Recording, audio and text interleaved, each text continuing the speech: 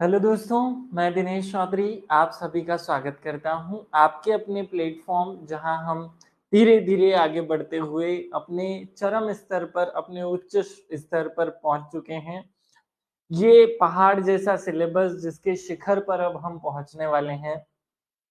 हमने धीरे-धीरे इस ऊंचाई को लांघा है, इस ऊंचाई को चढ़ा है। मैं आशा करता हूँ कि आप सब लोग तैयारी के उसी दौर में होंगे जो मैं इमेजिन कर पाता हूँ। रोज़ाना आप अपनी तैयारी को एक नया स्टेप देते होंगे और नए कुछ हिस्से को अपनी तैयारी में जोड़कर 2-3 घंटे, 1-2 घंटे की रोज़ाना क्लास करके आप अच्छे से अपनी जो अ, एग्ज़ाम के लिए कंटेंट नोट डाउन करना है, सिलेबस के हिस्से को कवर करना है, नोट्स बनाना है, सिनॉप्सिस बनाना है, वो सब काम कर रहे होंगे क्योंकि ये सब काम धीरे-धीरे आपको एक ऐसी स्थिति में पहुँचाएगा जब आप पूरे सिलेबस के अच्छे से जानकार हो जाएँगे। फिर नई स्टेप शुरू होती है, जहाँ हमें अपने इस पढ़े हुए को क्वालिटेटिव सुधार करना होता है। चलिए आज एक नए टॉपिक के साथ फिर से शुरुआत करते हैं। सबको भगवान श्री गणेश को याद करते हुए सबको इस नई शुरुआत या नई दौर की गुड मॉर्निंग करते हुए भगवान श्री गणेश को नमन करते हुए श्री गणेशाय नमः कहते हुए और फिर मेरे शिक्षक, मेरे गुरु सुरेश पटेल सर को याद करते हुए हम मूल विषय पर आते हैं। हमने यहाँ एक शब्द पढ़ा सिलेबस की 5वीं यूनिट को सोशियोलॉजी की 5वीं यूनिट को हम पढ़ रहे हैं और इस यूनिट 5 में हमने ऊपर के दोनों ही हिस्सों को जहां हमें शिक्षा और लगभग मुद्दे वाले टॉपिक को हम कवर कर चुके हैं। आज हम इस सामुदायिक विकास कार्यक्रम को कवर करने वाले हैं।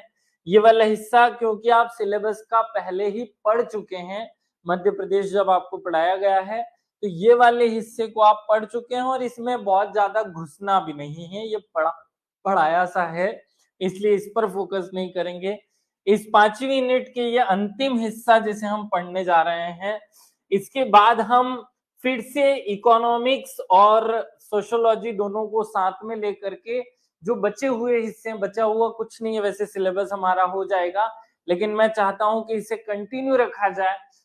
जो इकोनॉमिक्स है उसकी तीसरी चौथी यूनिट आपको मध्य प्रदेश के द्वारा, मध्य प्रदेश वाले सतीश गुप्ता सर के द्वारा पढ़ाई गई थी। मैं चाहूंगा कि मैं खुद भी एक बार उन यूनिट्स पर फोकस करूं क्योंकि अब हम प्रीलिम्स को भी साथ में शामिल करने वाले हैं, तो उन यूनिट्स में प्रीलिम्स का सिलेबस भी शामिल है, इसलिए उन यूनिट से शुरुआत करेंगे जो हमारी प्रीलिम्स की छठी यूनिट को कवर कर दे। यहाँ आ जाइए, सामुदायिक विकास कार्यक्रम, पंचायती राज और सामुदायिक विकास में गैर जो सरकारी संगठन है उनकी भूमिका, इस टॉपिक को हमें पढ़ना शुरू करना है। आज का क्योंकि टॉपिक नया है तो कोई भी स्टूडेंट जो इस क्लास में आज जुड़ा है वो आज से इस पॉइंट को समझ सकता है, उसे पुराने ज्ञान की कोई जरूरत नहीं है। आज हम पढ़ने वाले हैं सामुदायिक विकास कार्यक्रम। इस टॉपिक में कुछ भी ऐसा नहीं है जो आपको क्लियर ना हो कॉन्सेप्ट रूप में। मैं कोशिश करूंगा कि सामुदायिक विकास कार्यक्रम आपके दिमाग में पूरी तरह क्लियर हो जाए, पूरी तरह ये सेट हो जाए। सबसे पहले हम इस शब्द का अर्थ समझते हैं, सामुदायिक विकास कार्यक्रम। देखिए हम जो सिलेबस पढ़ रहे हैं यह है सोशियोलॉजी, और सोशियोलॉजी की जो जान है, सोशियोलॉजी की शब्दावली होती है, सोशियोलॉजी में जो समाज से संबंधित शब्द होते हैं वही उसका मूल तत्व है। जैसे परिवार, जैसे समूह, जैसे समुदाय, ये जो शब्दावली है ये सोशियोलॉजी की ही शब्दावली है, ये सोशियोलॉजी में ही आता है। आज जो हम टॉपिक पढ़ रहे हैं वो भी सोशियोलॉजी से जुड़ा हुआ है। सामुदायिक विकास कार्यक्रम, तो पहले हम समझ लेते हैं समुदाय क्या होता है। समुदाय का यहाँ जो शब्द यूज किया गया है, अब मैं सोशियोलॉजी के टर्म में जाऊंगा तो थोड़ा डिफरेंट मीनिंग आएगा, इसलिए आपके दिमाग में चीजें सेट हो इसके लिए कॉमन प्लेटफॉर्म पर बातें बताता हूं। समुदाय का अर्थ क्या है? कल हमने समूह का अर्थ सुन लिया था, समझ लिया था, हम पहले थोड़ा सा उसे रिकॉल कर लें समूह माने क्या होता है, समूह की परिभाषा क्या है? समूह की परिभाषा है किसी एक में एक और जोड़ दिया जाए। यहाँ दो व्यक्ति हो गए तो परिभाषा इस तरीके से होती है कि जब दो या दो से अधिक व्यक्ति इंसान आपस में मिलकर सहयोग करते हैं। सहयोग किसी भी प्रकार का हो सकता है, सहयोग करते हैं तो उनके द्वारा निर्मित की गई सामाजिक इकाई को समूह कहा जाता है। इतनी सी डेफिनेशन है। अब आपके दिमाग में ये शब्द जाना चाहिए, समुदाय क्या होता है? भाई समूह और समुदाय में क्या अंतर है? बेसिक फंडा है, सोशियोलॉजी की जान है, ये चीजें इनको आना ही चाहिए ये आप सब लोगों को। तो समुदाय और समूह में बेसिक डिफरेंस क्या है? बेसिक जो अंतर है वो ये नहीं है कि ये लोगों का समूह है, ये लोगों का समूह है, तो ये भी लोगों का समूह है, ये भी लोगों का समूह ही है, लोगों का समूह ही है ये। यहां भी बहुत सारे लोग हो सकते हैं, यहां भी बहुत सारे लोग हो सकते हैं, यहां 2 5 10 हो सकते हैं, यहां भी 2 5 10 हो सकते हैं। एक क्लियर पेज पर इन दोनों के बीच का अंतर को समझो। अगर आप लोगों ने अपने दिमाग में समूह शब्द को बहुत अच्छे से बिठा लिया है कि जब दो या दो से अधिक व्यक्ति आपस में सहयोग करते हैं तो उनसे निर्मित इकाई को क्या कहते हैं? समूह कहते हैं। यहाँ एक स्थायी या, ये यहां से अब अंतर शुरू हो रहा है, या अस्थायी परिकल्पना है। थोड़ी देर बाद समूह टूट भी सकता है। यहां से अब थोड़ा समझने का, फोकस करने का टाइम शुरू हो चुका है। समूह जो चीज है, समूह जो शब्द है, वो इस बात को प्रेजेंट करता है। मान लीजिए कि हम 5 दोस्त मिल करके, या हम 5 लोग एक ट्रेन के डब्बे में बैठ करके एक स्थान से कहीं स्थान पर जा रहे थे। हम एक दूसरे को नहीं पहचानते थे, लेकिन ट्रेन के डब्बे में एक साथ बैठने के कारण सबकी आपस में दोस्ती हो गई, हम घुल मिल गए। अब हमने आपस में चाय मंगा ली, मैंने चाय मंगा दी, किसी ने नाश्ता मंगा दिया। हम जहां उतरे वहां हमें एक मंदिर घूमने जाना था, हम साथ में घूमने गए। हम सब लोगों ने 2 दिन का ट्रिप जो है वो साथ में बिताया। उसके बाद हम अलग अलग जगह के रहने वाले थे, हम अपने अपने घर चले गए। उसके बाद हमारा ना तो एक दूसरे से कोई कांटेक्ट रहा, ना हमें और दूसरे से संबंध रहा, कोई मतलब नहीं। उस 2 दिन के लिए हम लोगों ने एक समूह के रूप में काम किया और 2 दिन बाद वो समूह टूट गया, बिखर गया। हम दो समूह से एक व्यक्तिगत इकाई पर आ गए। अब यहां से समझने का कॉन्सेप्ट शुरू होता है, समुदाय क्या होता है? समुदाय, जब इस समूह में जब इस समूह में हम की भावना, हम मतलब आपसी जुड़ाव होता है, ये आपसी जुड़ाव को प्रेजेंट करता है।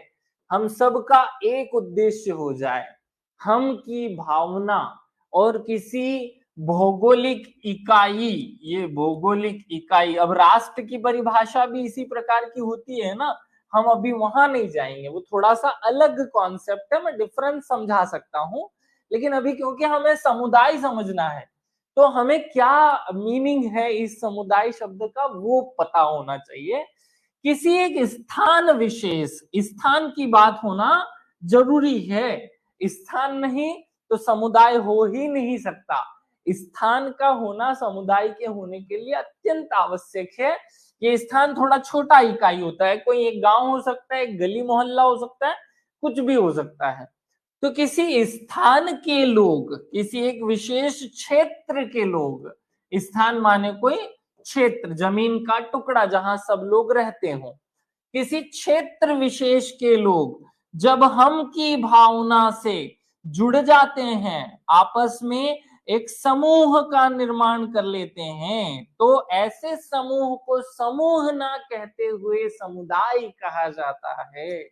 बहुत शांति से समझना है बेटा, क्योंकि ये सोशियोलॉजी जो है ना, ये बहुत सरल, बहुत ही आसान कॉन्सेप्ट है, लेकिन लोगों की मतलब बैंड बज जाती है इस चीज को समझने और समझाने में। बड़े शांति से, बड़े आराम से इसमें और इसमें डिफरेंस समझो। मैं जा रहा था, मेरी साइकिल पंचर हुई, एक व्यक्ति रास्ते में मिला, उसने मेरी मदद कर दी, हम दोनों ने मिलकर के साइकिल की पंचर जुड़वाई, फिर हम दोनों अलग हो गए। उस 1 घंटे के लिए, आधे घंटे के लिए हम 2 लोगों ने आपस में सहयोग किया, तो ये हमारा क्या है? ये समूह है। ये क्या बन गया हमारा? समूह। क्या बन गया? समूह। लेकिन समूह और समुदाय में जमीन आसमान का अंतर है, बहुत ज्यादा डिफरेंस है। जब किसी स्थान विशेष के लोग आपस में हम की भावना से जुड़ जाएं और वे एक समूह बना ले, समूह मतलब क्या? आपस में सहयोग, दो चार लोगों का जुड़ करके आपस में सहयोग। तो मैं यहाँ समूह ना लिखते हुए ये भी लिख दूं कि किसी स्थान विशेष के लोग हम की भावना से जुड़कर, हम की भावना शब्द का मतलब है एक निश्चित उद्देश्य, एक एक उद्देश्य होना चाहिए उनका, तो वो हम की भावना आ जाएगी उनमें, अपने आप ऑटोमेटिक आ जाएगी। तो किसी एक निश्चित उद्देश्य से, एक निश्चित उद्देश्य से माने वो सुरक्षा हो सकता है, अपनत्व हो सकता है, कुछ भी हो सकता है। तो एक स्थान विशेष के लोग जब हम की भावना से एक समूह का निर्माण करते हैं, तो उस समूह को, जो कि जनरली स्थायी है, क्योंकि अब वो स्थान से जुड़ गया ना, अब उस स्थान पे रहने वाले लोग लोग आएंगे जाएंगे, शांति से समझना है ना। एक गांव है, ये एक गांव है, इस गांव में कुछ लोग रहते हैं, 100-200। यहाँ आपस में सब लोग भाईचारे से, हम की भावना से जुड़े हुए हैं। भले ही से वो मिलकर कुछ काम नहीं कर रहे हैं, लेकिन उन लोगों में हम का भाव है। जब भी इस गांव पर कोई तकलीफ आती है, कुछ काम आता है, कुछ सामुदायिक, कोई सांस्कृतिक कुछ भी कार्यक्रम होता है, तो ये आपस में मिल जाते हैं, भाई भतीजा आपस में, दूसरे एक दूसरे के साथ लड़ाई हो सकती है, लेकिन ओवरऑल जो है वो ये एक दूसरे के साथ जुड़े हुए हैं। ऐसा, इसका ये मतलब नहीं है कि रात को एक दूसरे के साथ मतलब बैठ करके पी रहे हैं, वो कार्यक्रम नहीं है। हम की भावना मतलब थोड़ा सा जुड़ाव वाला बात है। इसमें से ये ए और ये बी गांव छोड़कर चले जाते हैं और उसके स्थान पर एक्स और वाई इस गांव में रहने आ जाते हैं। तो ए और बी जो चले गए उससे कोई फर्क नहीं पड़ा, एक्स और वाई इस गांव में जो आ गए उससे कोई फर्क नहीं पड़ा। ये जो लोगों का समूह है, इस समूह को ही हम क्या कहेंगे? ग्रामीण समुदाय। हम जब ग्रामीण समुदाय शब्द यूज करते हैं, तो इसका मतलब उस गांव में रहने वाले सभी लोगों को प्रेजेंट किया जा रहा है। शहरी समुदाय जो एक प्रकार की विचारधारा रखते हो और आपस में हम वाला कॉन्सेप्ट आ गया, थोड़ा सा भी आ गया। ये नहीं बोल रहा हूं कि बहुत ज्यादा चिपक जाएंगे, एक दूसरे के साथ लड़ाई झगड़े आपस में चलते रहेंगे, लेकिन वो बाहरी किसी तत्व के कंपैरिजन में अपनी एक पहचान रखेंगे, हम वाला भाव कहीं ना कहीं होगा, तो ये समुदाय कहलाएगा। बहुत शांति से समझोगे तो आएगा समझ। अब हमने इतनी सी 2 मिनट की मेहनत में इस शब्द को, समुदाय शब्द को समझ लिया है। आप सब लोगों को क्या ये कॉन्सेप्ट क्लियर है? देखो कठिन कॉन्सेप्ट है, मुझे ये पता है कि समूह और समुदाय कठिन कॉन्सेप्ट है, लेकिन फिर भी आप लोगों को ये 2 शब्द अपने आप में दिमाग में सेट करने हैं। एक भौगोलिक होना चाहिए, भौगोलिक इकाई वाला कॉन्सेप्ट नहीं होगा तो गड़बड़ हो जाएगी, फिर वो भौगोलिक नहीं हुआ तो समुदाय तो नहीं हो सकता। प्लस हम वाला जो कॉन्सेप्ट है, आपस में जुड़ाव वाला जो कॉन्सेप्ट है, अपनी एक विशेष पहचान वाला, जो इनमें से कुछ भी एक, हम की भावना हो, जुड़ाव हो, एक निश्चित पहचान हो, तो वो समुदाय हो जाएगा। जैसे बेगा जनजाति के लोग किसी एक निश्चित क्षेत्र में रहते हैं और आपस में उनमें हम की भावना है। अब हम बेगा समूह नहीं कहते, हम क्या कहते हैं? बेगा जनजातीय समुदाय। क्या कहते हैं यहाँ?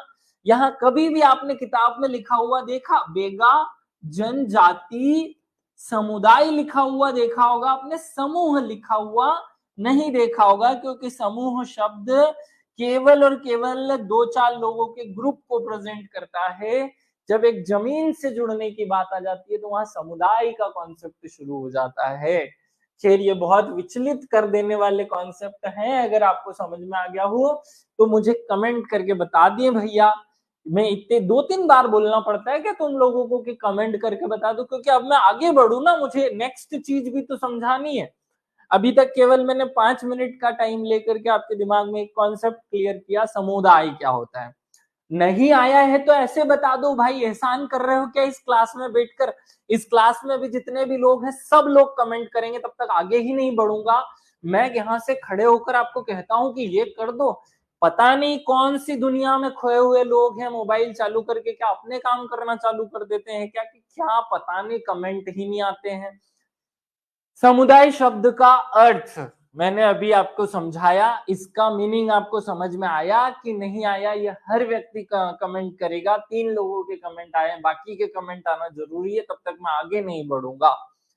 तो समुदाय क्या है ये क्लियर है आप लोगों को।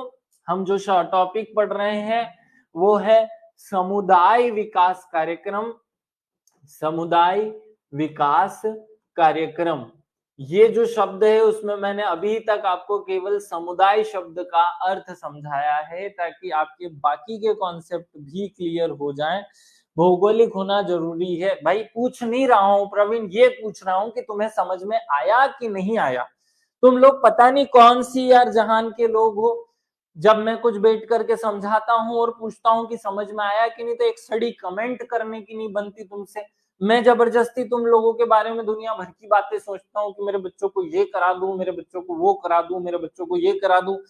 अगर ऐसा है कि तुम लोगों को पढ़ने में कोई इंटरेस्ट नहीं आ रहा है और मैं उस स्तर का नहीं पढ़ा पा रहा हूं जो आप आशा करते हैं, तो कोई दिक्कत नहीं, हमारा ये टॉपिक के बाद में सिलेबस खत्म हो जाएगा। ये जो सिलेबस की लाइन है पूरी, ये पंचायती राज कार्यक्रम और सामुदायिक विकास कार्यक्रम, एनजीओ की भूमिका, यहाँ पे खत्म करते हैं, फिर पढ़ना बंद करते हैं। तुम लोग इस तरीके से व्यवहार करते हो जैसे कि मैं पता नहीं एक रोबोट हूं और यहाँ आ गया हूँ, कुछ जबरदस्ती पढ़ाया जा रहा हूँ, निशुल्क रूप से चल रहा है कार्यक्रम, तो हमारी इच्छा पर निर्भर करेगा। यहाँ कोई निशुल्क नहीं है भैया, तुम्हारी इच्छा पर कार्यक्रम निर्भर नहीं करता है। मैं तुमसे पैसे लेकर के तुम्हें पढ़ा रहा हूँ, तो इसका मतलब ये है कि तुम्हारी जिम्मेदारी है कि तुम मुझे बीच बीच में ये बताते रहो कि समझ में आया कि नहीं आया। समुदाय शब्द हमने समझ लिया। अब दूसरा शब्द हमें समझना है विकास। विकास क्या होता है, विकास शब्द का डेफिनेशन पूछ लिया जाए कि विकास शब्द का डेफिनेशन क्या होता है, तो अपने उच्च से उच्च स्तर की, इसकी डेफिनेशन बोल रहा हूं, उच्च से उच्चतर स्तर, उच्चतर की और बढ़ना, की और बढ़ना ही विकास है, बढ़ना ही विकास है। मतलब आज आप जो हो उससे और ऊंचा। आज अगर मैं 1 लाख रुपए महीने का कमाता हूं, तो मैं अपनी इस सैलरी को 2 लाख रुपए तक पहुंचाऊं, 1.5 लाख रुपए तक पहुंचाऊं, 1 लाख 10, 20, 25, 50, 40 जो हो सके वहां तक पहुंचाऊं।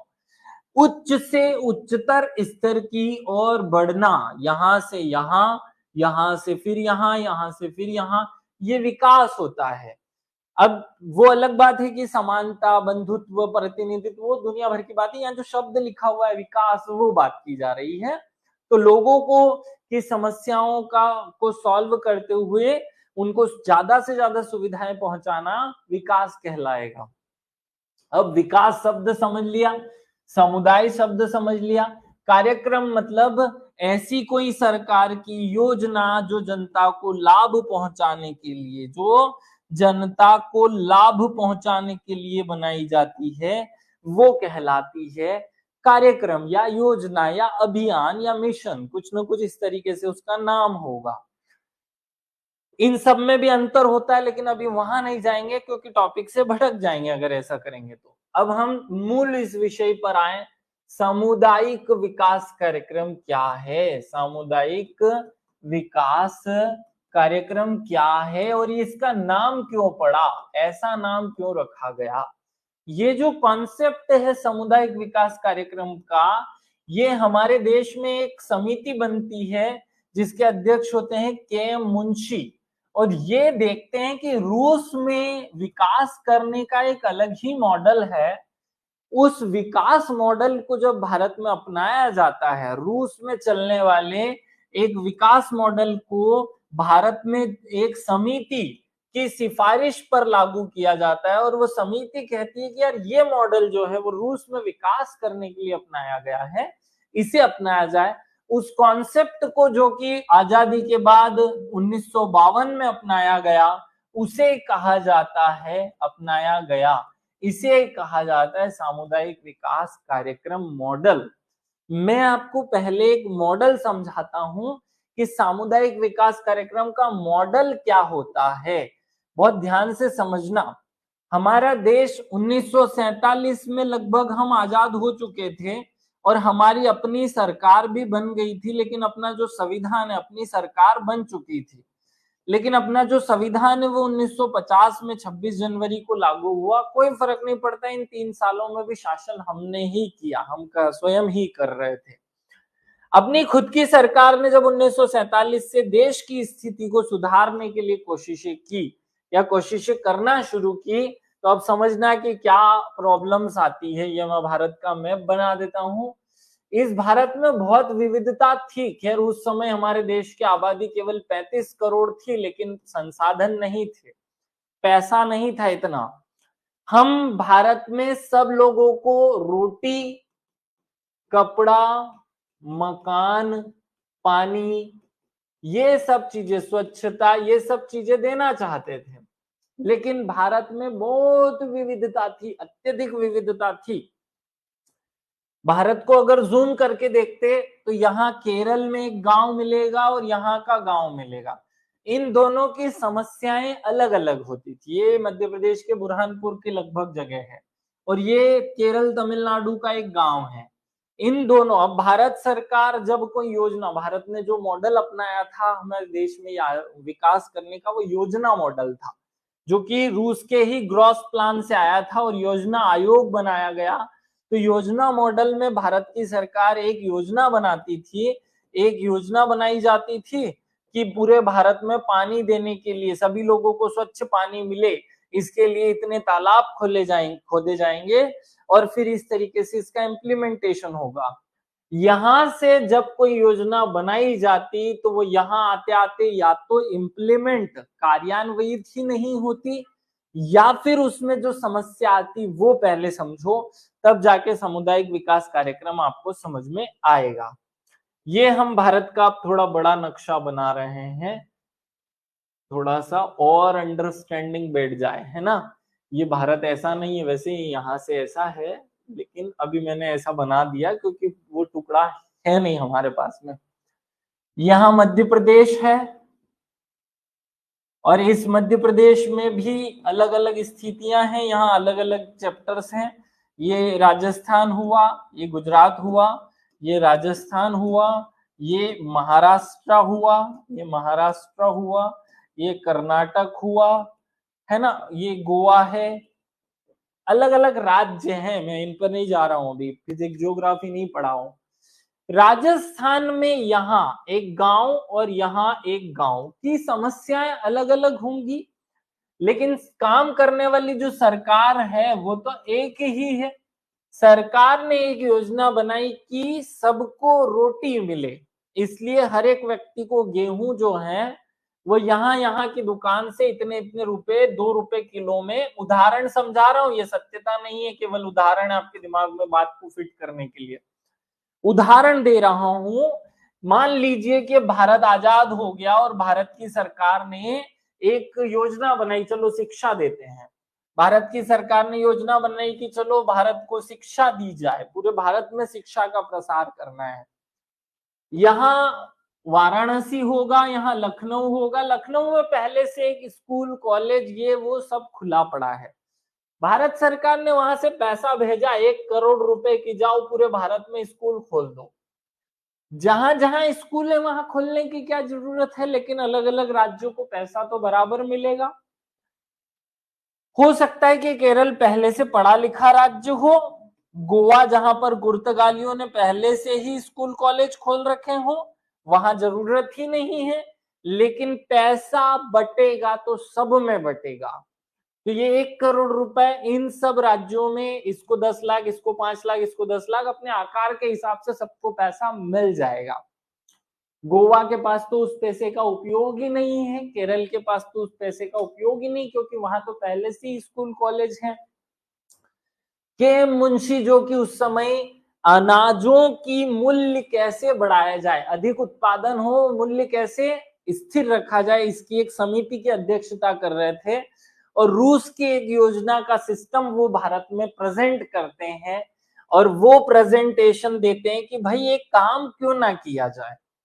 एक तो किसी भी योजना के सफल होने के लिए आधार चाहिए वहां की जनता, उस जगह की वहां की जनता, मतलब मैं इसे लिख दूं, जनता की भागीदारी। जनता की भागीदारी, जिस भी कार्य में जनता खुद भागीदार बन जाएगी, उस कार्य में ना तो भ्रष्टाचार होगा और वो काम जल्दी जल्दी फटाफट इंप्लीमेंट हो जाएगा। और दूसरा कि हर एक स्थान की स्पेशल समस्या है, तो जिस जगह की जो समस्या है उस जगह को ही उस चीज के लिए पैसा मिले। मान लीजिए भारत सरकार ने एक योजना बनाई, नल जल योजना, नल जल योजना, जो कि सबको नल से पानी पहुंचाने की योजना है। मान लीजिए कि ये वाला जो एरिया है वहां पर ये जरूरत ही नहीं है, तो क्यों उस जगह को पैसे दिए जाएं, क्यों उस जगह पर इस कार्य को, इस योजना को लागू किया जाए। उस योजना को वहां लागू करने की जरूरत ही नहीं है। तो जिस चीज की जहां जरूरत है उस चीज को वहां पहुंचाया जाए। मान लीजिए राजस्थान में बरसात नहीं होती तो वहां पानी पहुंचाओ।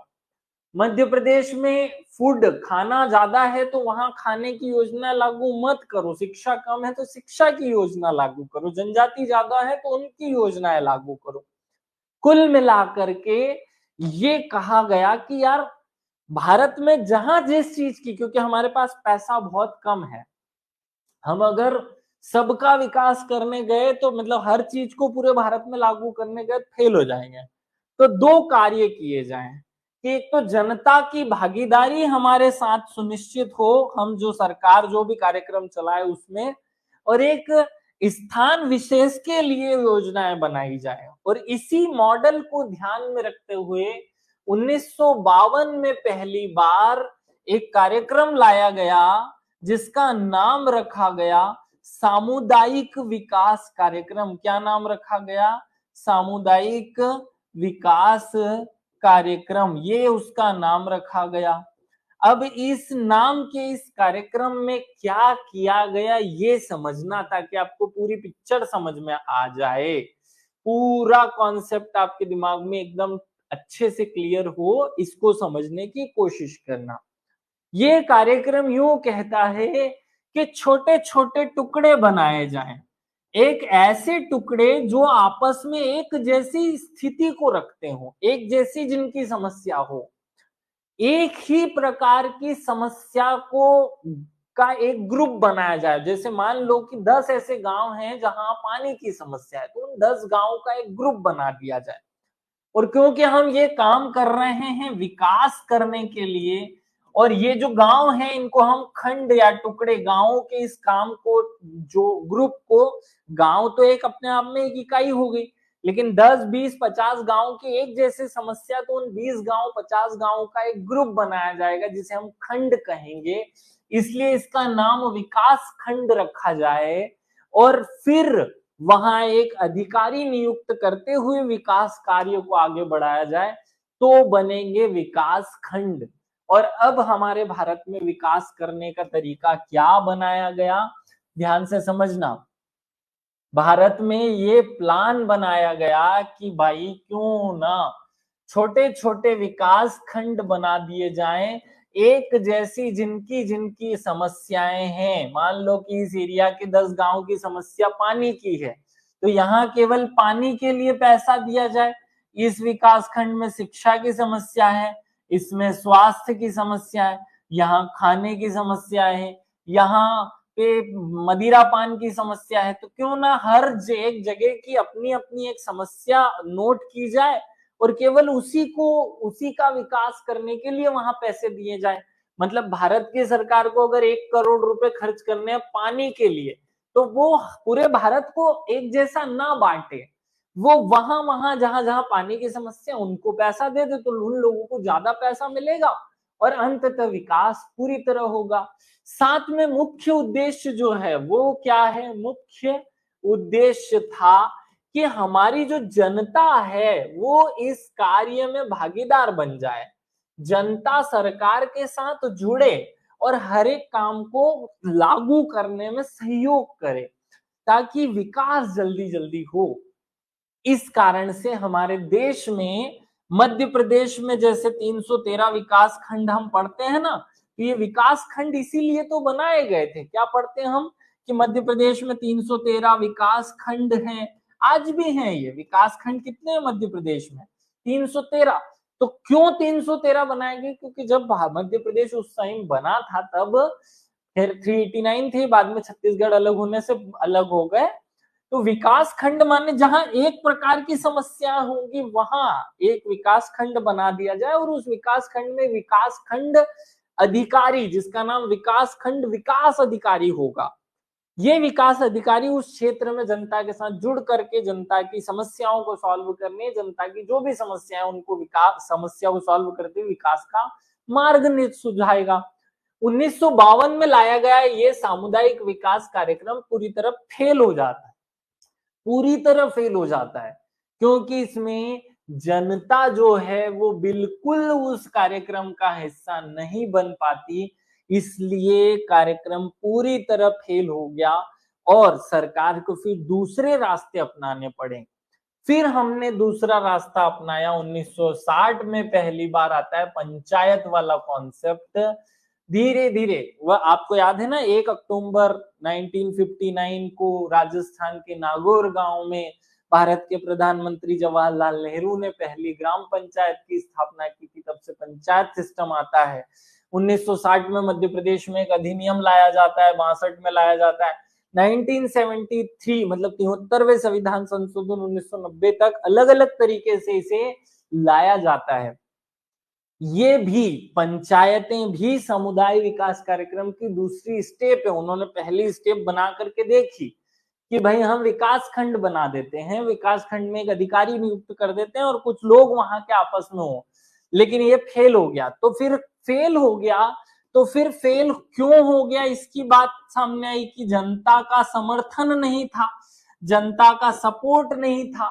तो जनता का सपोर्ट कैसे लिया जाए, इसलिए सोचा गया कि जहां जनता खुद अपनी तरफ से किसी प्रतिनिधि को चुनेगी तो जनता उस चीज से जुड़ी हुई रहेगी।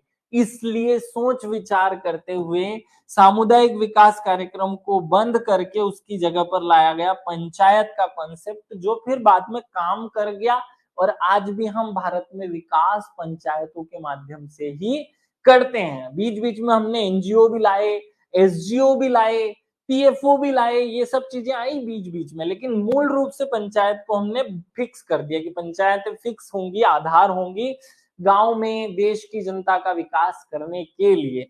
तो क्या इतनी देर में आप सब लोगों को एक बेसिक कॉन्सेप्ट सामुदायिक विकास कार्यक्रम क्या होता है, ये कब आया, कैसे आया, क्या है ये कहानी, ये आपके दिमाग में क्या सेट हो गई है? और अगर ऐसा है तो ओके करें, एक कमेंट करें ताकि मैं और अगली स्टेप पे चलूं, अब आपको थोड़ा सा थ्योरेटिकल ज्ञान भी प्रदान करूं।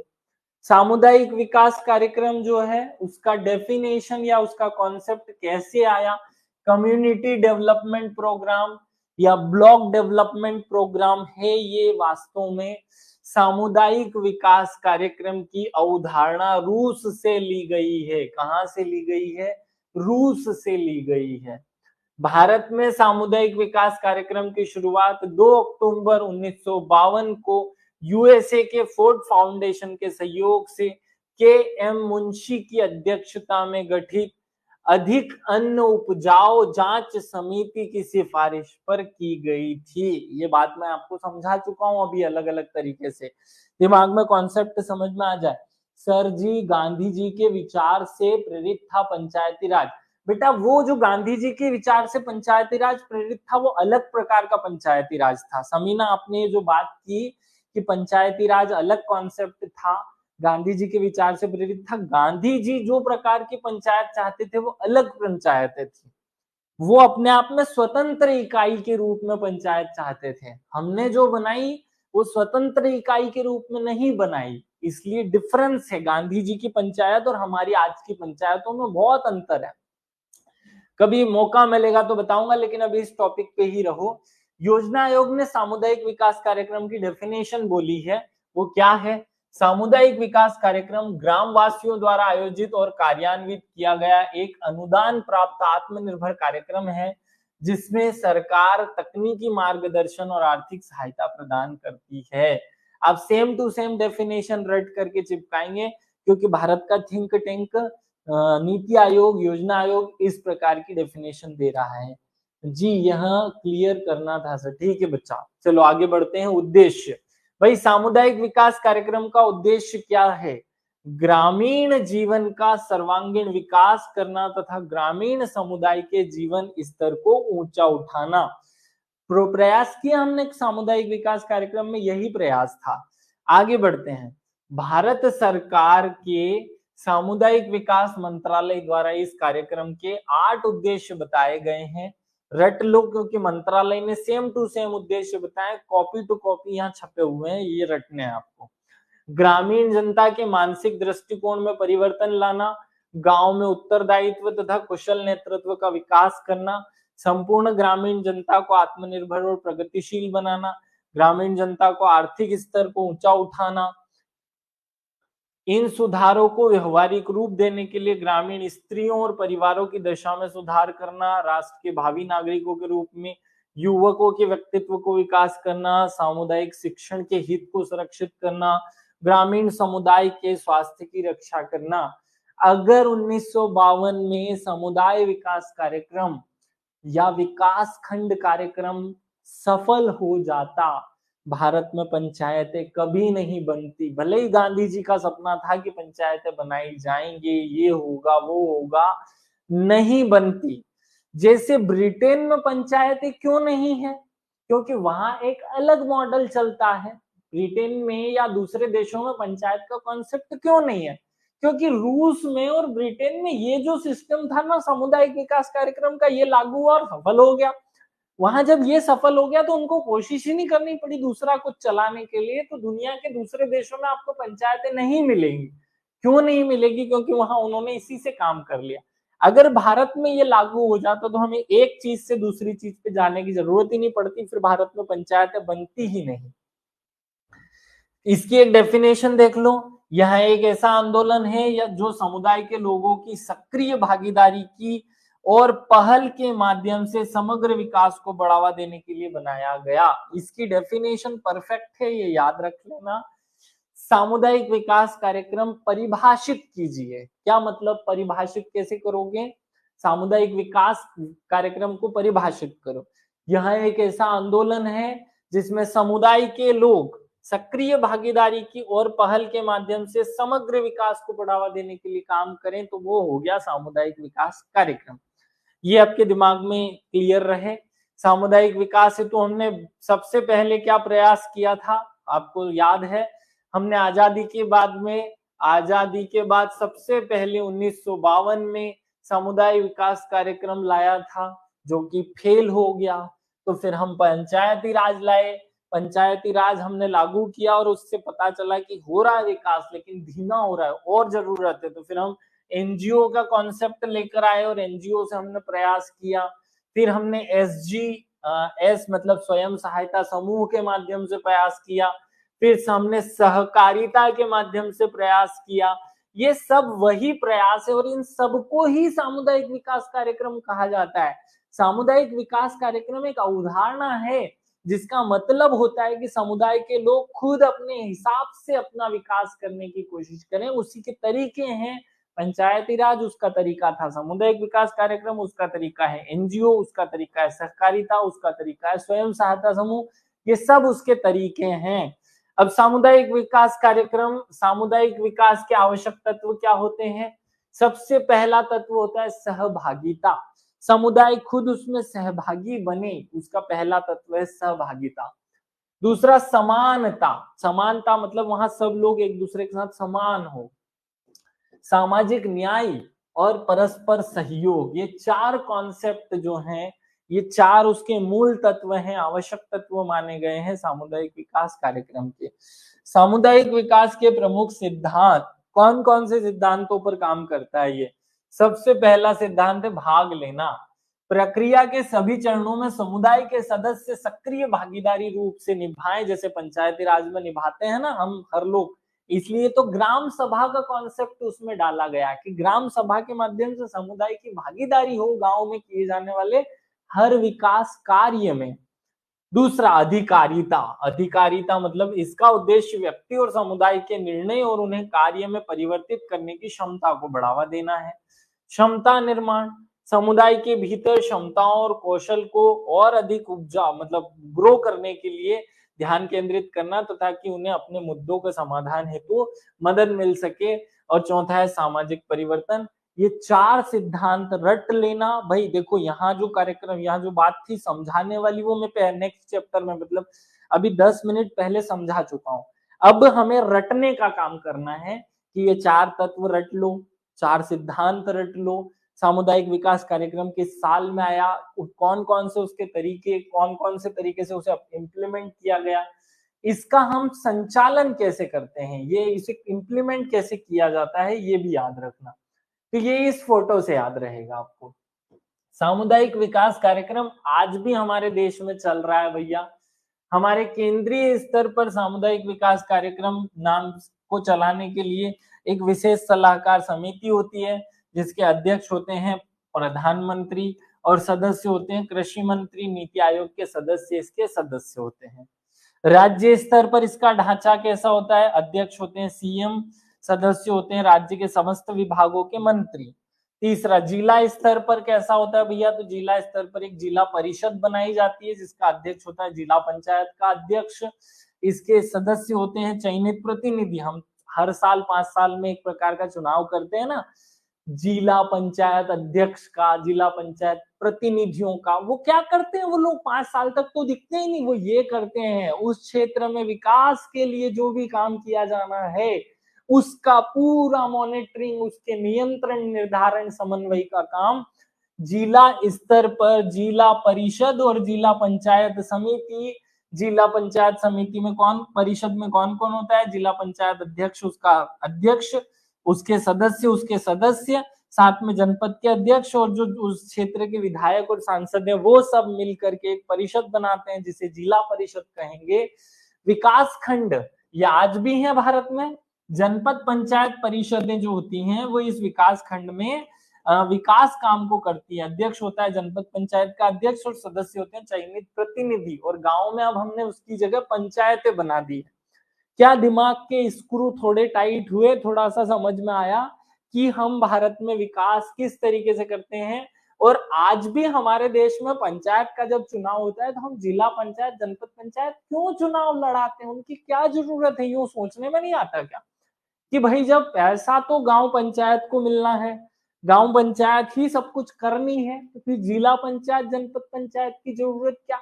विकास के लिए बनाई गई वो इकाइयां हैं जो केंद्र से पहुंचने वाली सारी चीजों को नीचे, उसके और नीचे और उसके और नीचे तक पहुंचाती हैं, काम करती हैं। अब यहां समझ लेना भैया, जो सामुदायिक विकास कार्यक्रम है उसके क्रियान्वयन के चरण क्या हैं? संभावित गांवों की पहचान करना, ग्राम पंचायतों का गठन करना, विकास परियोजनाओं को क्रियान्वित करना, ये 3 उसके चरण हैं। फिर ये आगे समझ लो, सामुदायिक विकास कार्यक्रम में ग्रामीण विकास में क्या योगदान दिया है? खूब योगदान दिया इसने, तो पूरा ही विकास इसी की मदद से हुआ है। सामाजिक विकास में क्या योगदान रहा? सामाजिक प्रथाओं जैसे दहेज प्रथा, जैसे घरेलू हिंसा, इन सब में कमी आई, महिला सशक्तिकरण को बढ़ावा मिला, युवाओं का व्यक्तित्व का विकास हुआ। आर्थिक विकास में क्या योगदान दिया?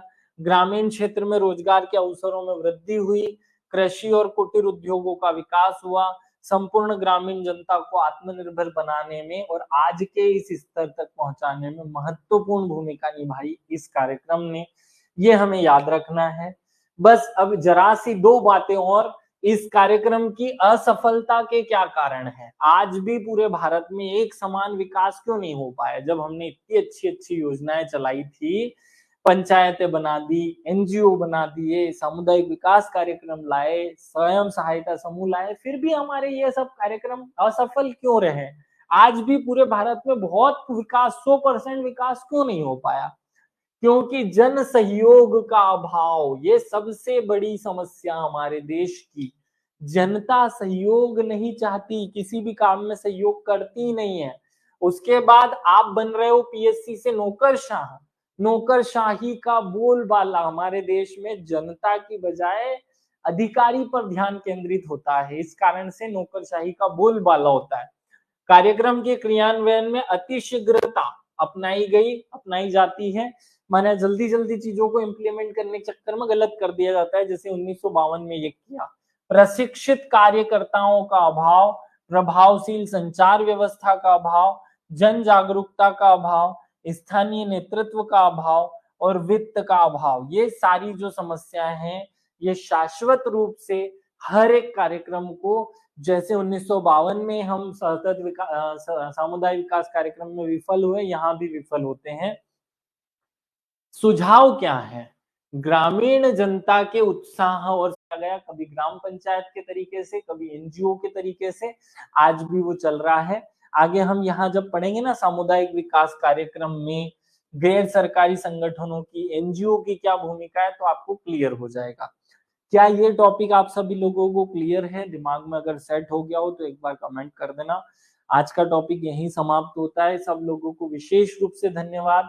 जय हिंद, जय भारत, भारत माता की जय। सब लोग स्वस्थ रहें, मस्त रहें, खुश रहें, आबाद रहें। Thank you. जय हिंद, जय भारत।